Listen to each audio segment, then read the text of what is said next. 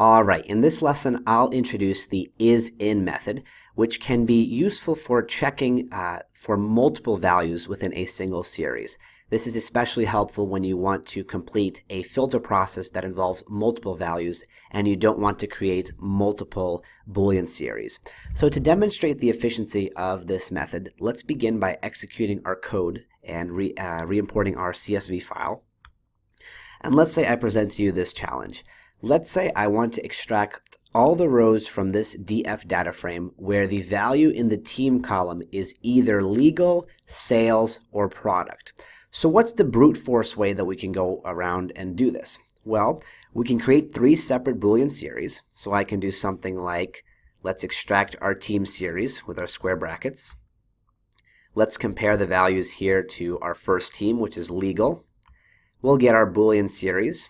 We'll assign it to a variable like mask1, and then we can copy this code and do the exact same comparisons for the other 2 teams we want, which is sales and product, and then also make sure that we have all of these Boolean series stored in separate variables. And afterwards we can use our familiar syntax, write our data frame name df followed by square brackets, write our 3 variables here, storing our Boolean series, and separate each of them with our vertical pipe to indicate OR. So either mask1, mask2, or mask3, there has to be a true in either one of those 3 series for that row, so either legal, sales, or product. And that's going to bring us a data frame where the team values are going to be either legal, sales, or product.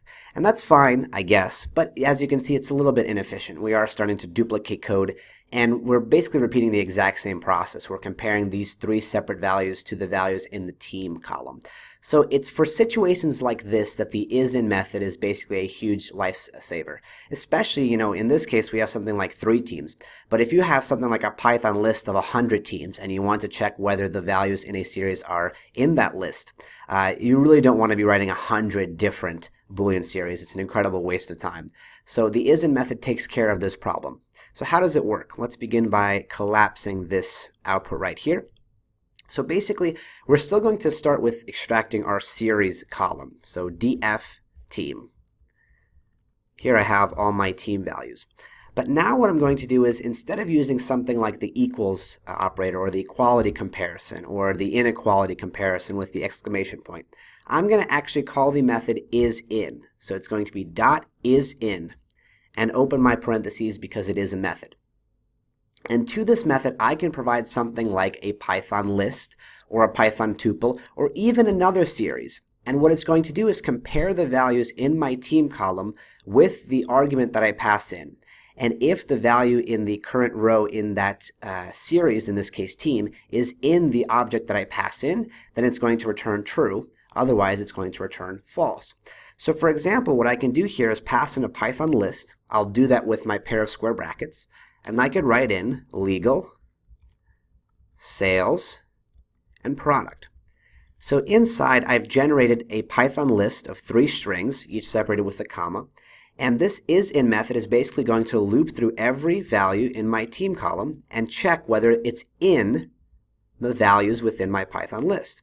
So as it proceeds downward, it's going to say marketing. Is it in our list? Nope, this is going to be false. And so is our null values, and so is finance, and so is client services. And once it gets to a row where the value is in the list, legal is one of our 3 options, then it's going to return true. And it's going to do the exact same thing for when it runs into sales or product. So now if I execute this, I'm going to get another Boolean series, but now I have trues for multiple conditions, a true for legal, sales, and product.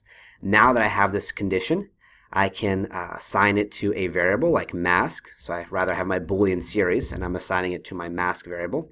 And now I can pass it in here inside my square brackets and get the exact same result. As you can see, the teams here are all legal, product, or sales.